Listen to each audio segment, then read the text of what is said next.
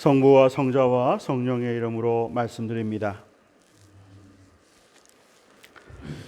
코로나19 바이러스로 인해서 고통받고 있는 모든 분들께 하느님의 평화가 함께 하시기를 간절히 빕니다. 특히 방역의 일선에서 그 누구보다 수고하고 희생하는 의료진과 공무원들, 그리고 자원봉사자들, 그 밖에 모든 수고하는 그 손길, 그들이 있기에 그나마 여기까지 버텨주고 있는 것이 아닐까 하는 그런 고마운 마음을 이 시간 함께 전합니다. 사랑하는 교우 여러분, 많이 힘드시죠? 많이 힘드시죠? 얼마나 힘든 분들이 많이 있는지 모릅니다. 주중에 몇 분하고 통화를 했는데 모두 답답한 마음 또 힘든 말씀들을 하시더군요. 그러면서 오히려 저 건강을 염려하시는 말씀을 들을 때 마음이 참 무거웠습니다. 언제쯤 코로나19 바이러스로 인해 이 바이러스의 공포로부터 해방될 수 있을지 참 예측하기가 어렵습니다. 그러나 죽음도 이겨내셨던 예수님, 그 예수님의 부활을 믿는 우리 역시 이 죽음의 골짜기를 하느님과 함께 지나갈 수 있으리라고 저는 분명히 믿습니다. 오늘 말씀을 통해서 위로받으시고 또 힘을 낼 수 있기를 간절히 바랍니다. 죽음을 어떻게 생각하십니까? 죽음은 인간이 가장 극복하기 힘든 공포라고 합니다. 그런데 이 죽음이 가져다 주는 그 공포가 고통 때문이 아니라 죽음을 통해서 모든 것이 끝이 난다고 하는 그런 단절에 관한 생각 때문에 공포를 느낀다고 하더군요. 즉, 단절의 공포가 죽음을 두려워하게 되는 것입니다. 사랑하는 사람과의 이별, 해결하지 못한 채 떠나야만 하는 그런 상황들은 얼마나 우리를 고통스럽게 만드는지 모릅니다. 장례 예식을 할 때마다 느끼는 것이지만 왜 하느님은 우리에게 육신의 생명의 한계를 주셔서 이렇게 아픈 이별을 경험하게 하시는가 하는 그런 마음이 들게 됩니다. 오늘 복음 말씀에는 마리아와 마르타의 오빠 라자로의 죽음, 그리고 그 죽었던 라자로를 다시 살리시는 그런 이야기가 나옵니다. 오늘 본문에 두 자매 마르타와 마리아는 예수님을 만나 공교롭게도 정말 똑같은 질문, 똑같은 말을 하고 있습니다.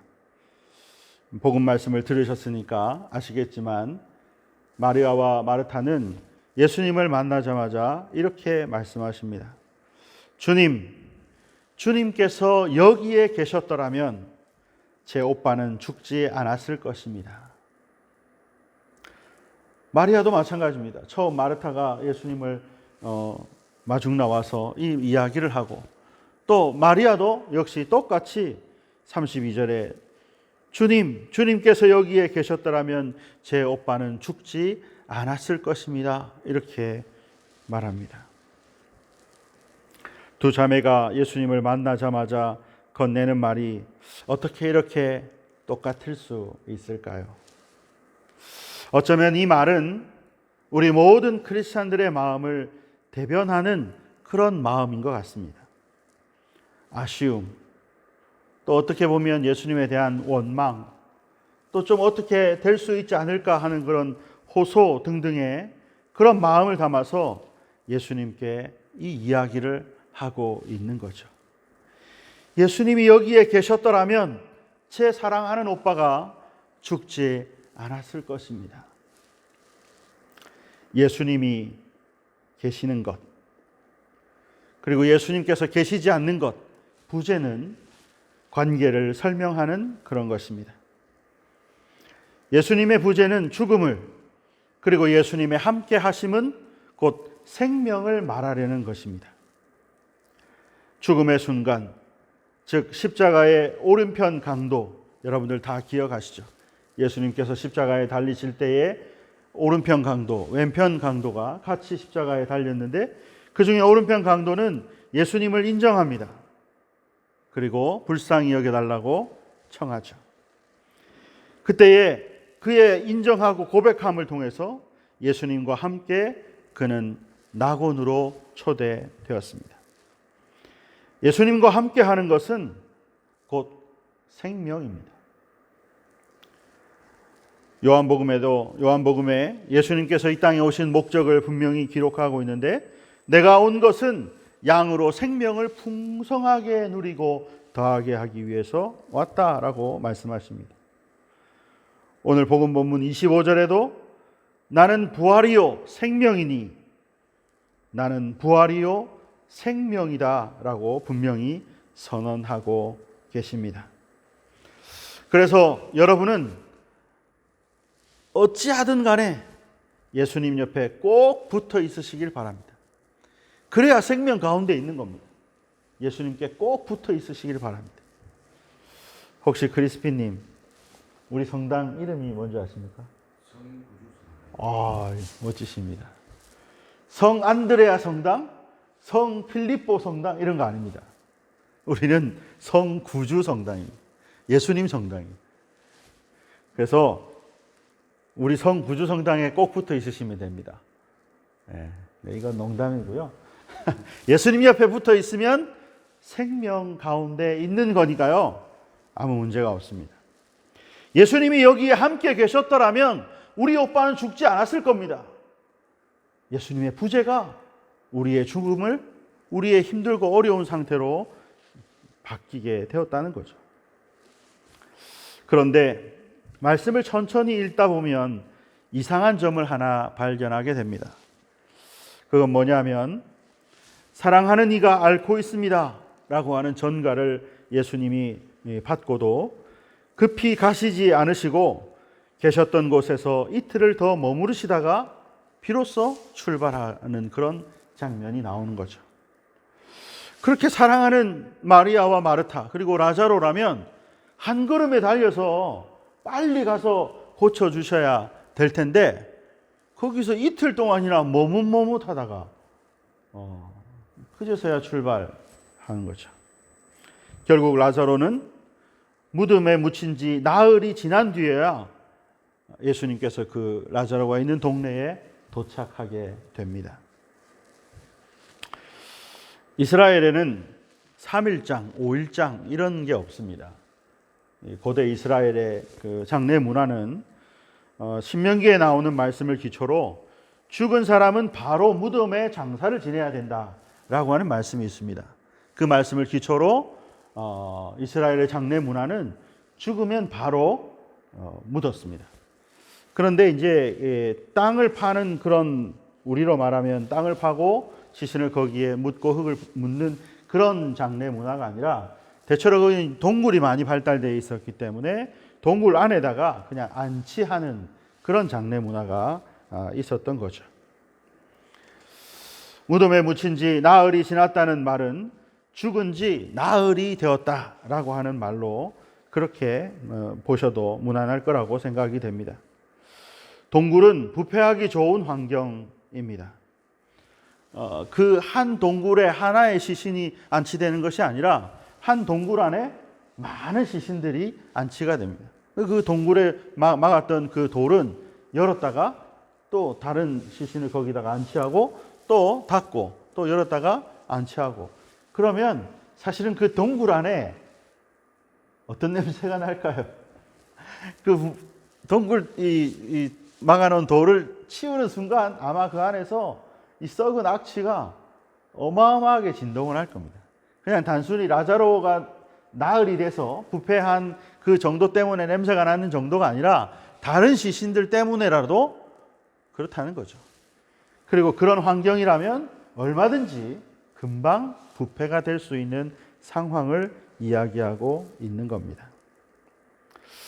이런 것을 보면 이 몸이 썩어 들어가기 시작한 이 시체가 다시 살아난다는 것은 어쩌면 있을 수 없는 일입니다. 요즘 메디칼 드라마 이런 것들이 있었죠. 저도 낭만 닥터 김사부 2도 보고 했는데요.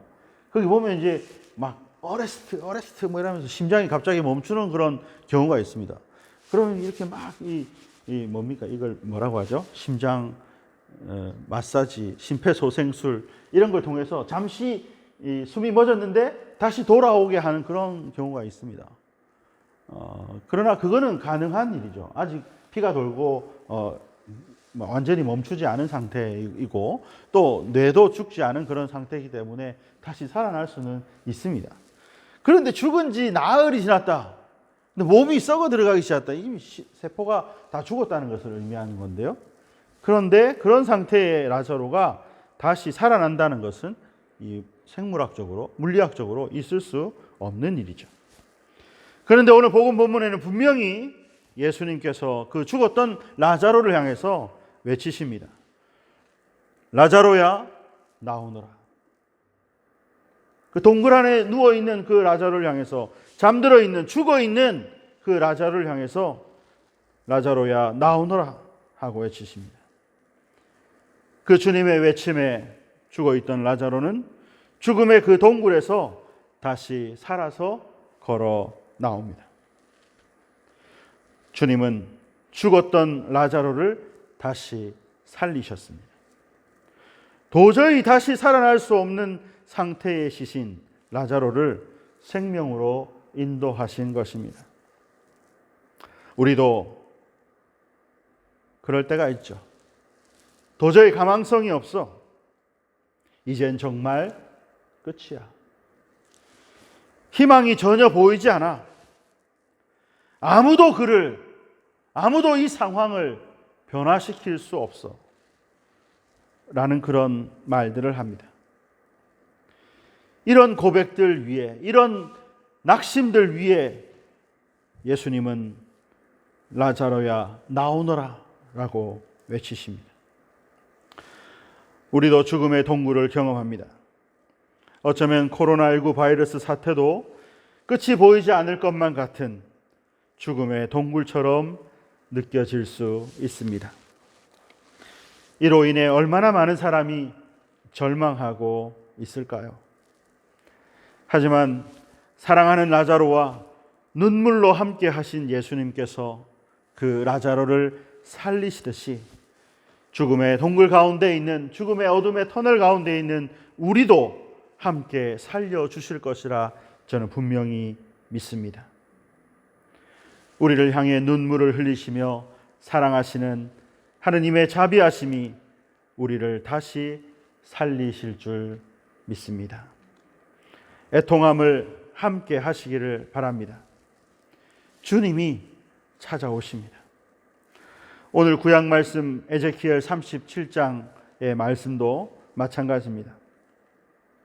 에제키엘의 마른 뼈들이, 에스겔 골짜기의 마른 뼈들이 다시 살아나는 장면은 들어도 그리고 읽어도 정말 읽을 때마다 이 드라마틱한 장면이구나 하는 그런 마음을 갖습니다. 이 말씀은 부활밤 예절 가운데 예언의 말씀으로 7개의 예언 중에 하나의 말씀이죠. 죽은 지 나흘이 지난 죽음이 아니라 이 에제키엘의 본문에는 마른 뼈들이라고 그렇게 기록되어 있습니다. 그것도 한 사람이 아니라 전체를 다시 살리십니다. 힘줄을 이어놓고 살을 붙이고 거기에 가죽을 씌우고 숨을 불어넣어서 다시 살리시는 장면입니다. 이것을 통해서 하느님을 고백하는 증거가 되어서 하느님께 영광을 돌리고 하느님이 우리의 하느님임을 고백하게 되는 것입니다. 혹시 에제키엘의 말씀처럼 뼈는 마르고 희망은 사라져 끝장이 났다고 넋두리하고 계시지는 않습니까? 그럼에도 불구하고 그 마른 뼈들을 다시 살리신 하느님께서 그들에게 그들을 다시 살리시고 우리를 다시 살리셔서 생명 가운데로 인도하여 주실 줄 믿으시길 바랍니다. 다시 예수님의 손을 붙잡으십시오. 주님께 가까이 나아오시기를 바랍니다. 죽음을 이기시고 부활하신 예수님께서 우리의 모든 어려움을 물리쳐 주시고 다시 풍성한 생명 가운데로 이끌어 주실 줄 믿습니다. 오늘 우리를 향하여 라자로야 나오너라 외치시는 주님의 음성이 여러분들 귓가에 울려 퍼지시기를 주님의 이름으로 축원합니다. 성부와 성자와 성령의 이름으로 말씀드렸습니다.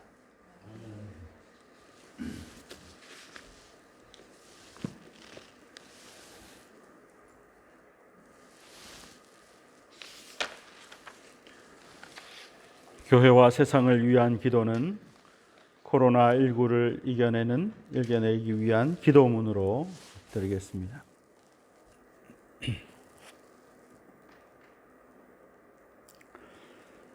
생명의 근원이신 하느님, 코로나19로 인해 세상을 떠난 이들을 위해 기도합니다. 그들 모두가 당신이 사랑하는 소중한 아들, 딸들입니다. 이로 인해 별세한 영혼이 당신의 품 안에서 편히 쉬게 하소서. 지금 이 순간 코로나19로 병상에 있는 이들을 위해서도 기도합니다. 당신의 자비로운 손길로 어루만져 주셔서 당신이 허락하신 일상과 가족들에게로 하루빨리 건강히 돌아갈 수 있도록 도와주소서. 그리고 묵묵히 환자들을 돌보고 있는 수많은 공무원들과 의료진들 그리고 봉사자들을 기억하오니 그들을 당신의 굳센 날개 아래 지켜주시고 그 손길 위에 주님의 은총과 축복이 넘쳐나게 하소서. 또한 바이러스에 대한 두려움 속에 있는 우리들에게도 용기를 주시고 서로가 서로를 의심의 눈초리로 보며 누군가를 탓하기보다는 당신이 보여주신 사랑으로 그 누군가를 위해 기도하고 돕게 하소서. 주님, 이 어려운 상황에서 당신께 의탁하는 저희를 버리지 마시고 당신의 사랑과 은혜를 온 세상에 드러내 보이소서. 하루빨리 우리들에게서 이 병마를 거두어 가 주시어 우리가 다시 함께 모여 당신을 찬양하며 하느님 나라를 이루는 데 헌신할 수 있도록 이끌어 주소서. 우리 주 예수 그리스도의 이름으로 기도하나이다. 아멘.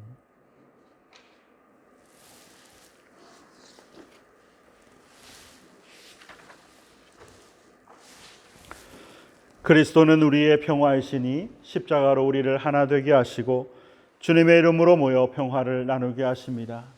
주님의 평화가 여러분과 함께 서로 평화의 축복을 나눕시다. 주님의 평화를 빕니다. 주님의 평화를 빕니다. 주님의 평화를 빕니다.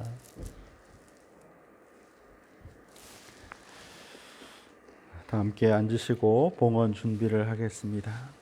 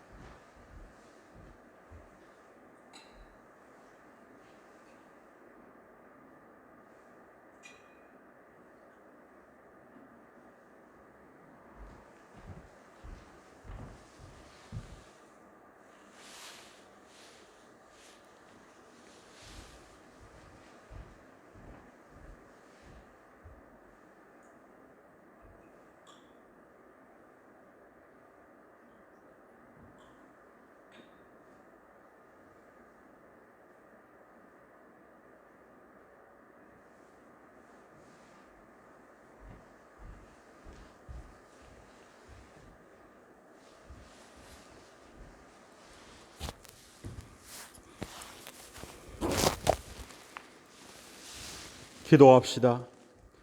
주님의 은혜로 우리가 이 땅에서 거둔 모든 것에 감사를 드리며 이 예물을 드리오니 기쁨으로 받아주소서. 아멘.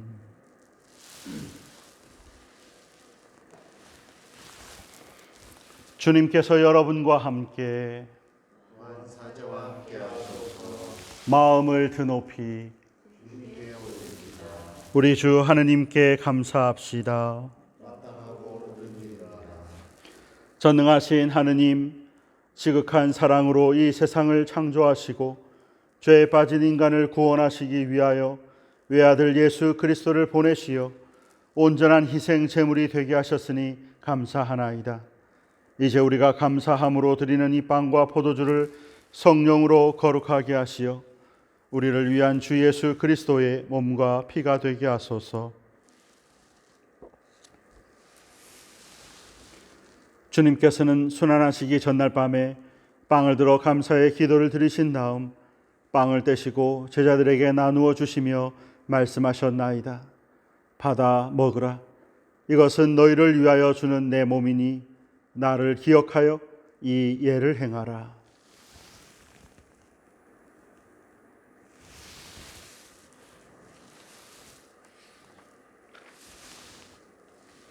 식후에 잔을 드시고 감사의 기도를 드리신 다음 그들에게 주시며 말씀하셨나이다. 받아 마셔라.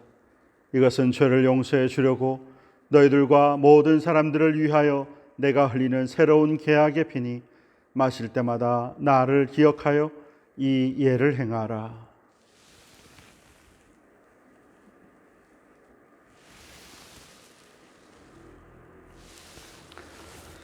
그러므로 우리는 주님께서 다시 오실 때까지 예수 그리스도의 순환과 부활을 기억하며 이 빵과 포도주를 주님께 드리나이다. 간절히 비오니 이 생명의 빵과 구원의 잔을 받는 모든 이들에게 성령을 내리시어 우리 주 예수 그리스도와 한 몸을 이루게 하시고 찬양과 감사의 산 제물이 되게 하소서. 전능하신 하느님은 그리스도를 통하여 그리스도와 함께 그리스도 안에서 성령과 하나 되어 온갖 영예와 영광을 영원토록 받으시나이다. 아멘.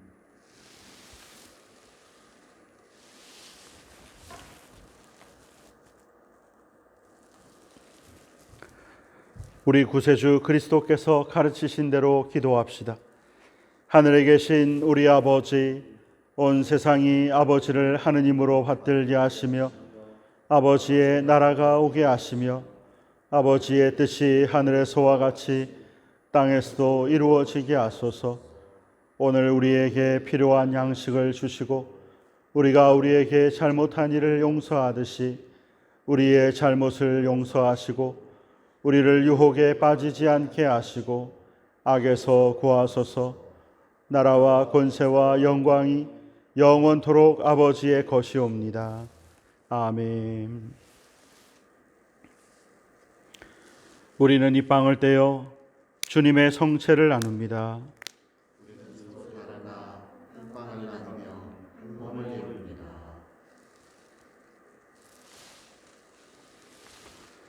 믿는 마음으로 나와서 예수 그리스도께서 주시는 성체와 보혈을 감사함으로 받으십시오. 아멘.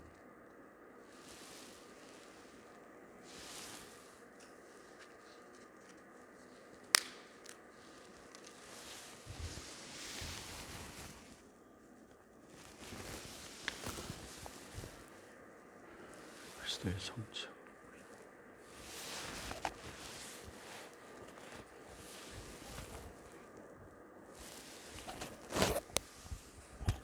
네, 최대한 위로 올라오셔서 성체를 나누시고.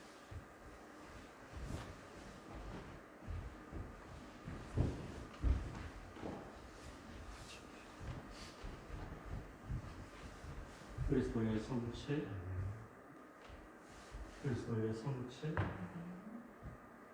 그리스도의 성체, 그리스도의 성체, 그리스도의 성체.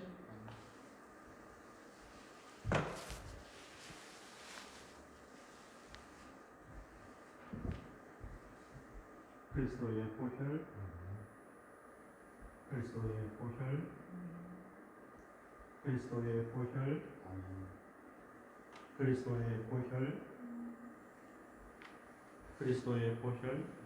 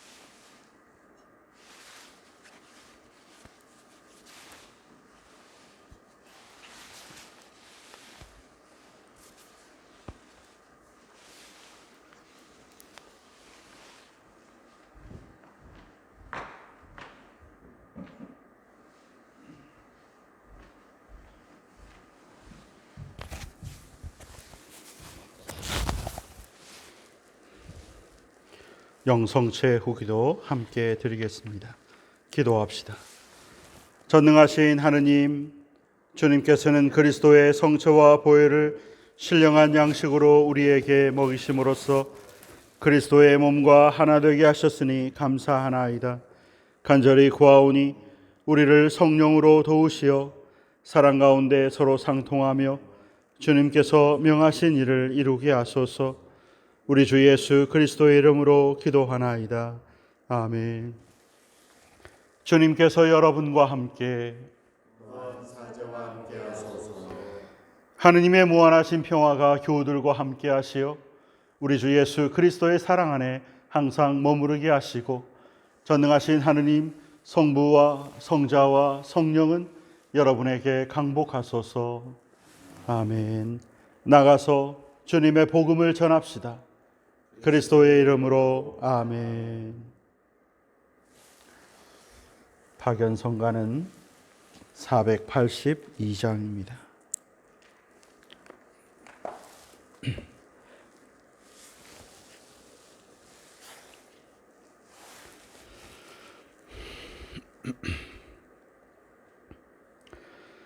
예수는 나의 힘이요 내 생명 되시니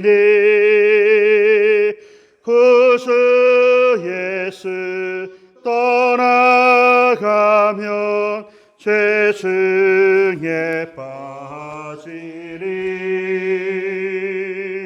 눈물이 앞을 가리고 내 맘에 근심 쌓일 때 위로하고 힘주시리 주 예수. 예수는 나의 힘이요 내 친구 되시니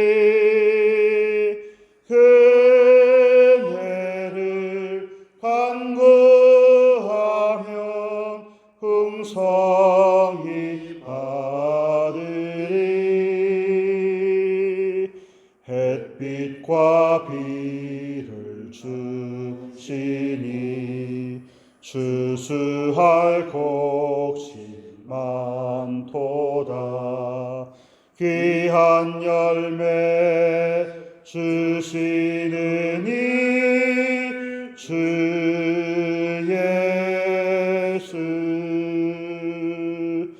예수는 나의 힘이요 내 기쁨 되시니 그 명령을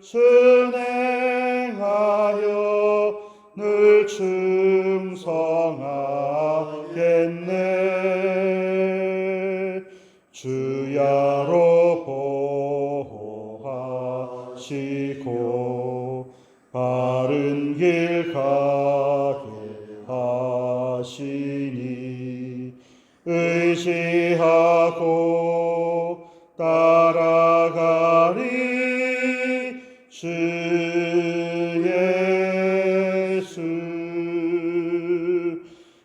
예수는 나의 힘이요 내 소망 되시니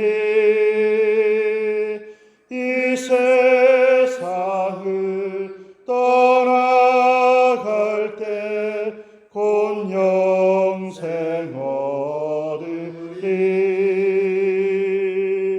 한없는 복을 주시고 영원한 기쁨 주시니 나의 생명 나의 기쁨 주